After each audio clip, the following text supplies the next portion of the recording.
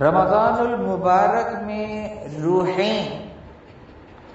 خالق دو جہاں جل وعلا کی طرف پرواز کرتی ہیں اور نیکیوں میں اضافہ کرنے اور برائیوں کو مٹانے اور درجات کو بلند کرنے کی امید میں عمل صالح کے میدان میں صاحب ایمان نفوس آگے بڑھنے میں کوشاں رہتے ہیں۔ خاص طور پر اس ماہ کی نورانی اور مقدس دن اور اس کی عظیم الشان راتیں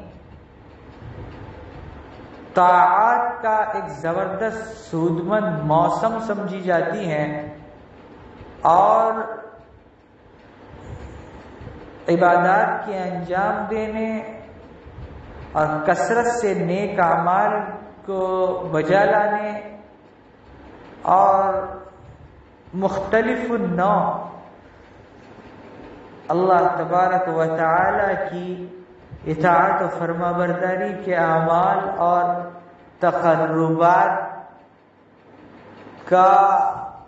ایک وسیع و عریض میدان سمجھے جاتے ہیں۔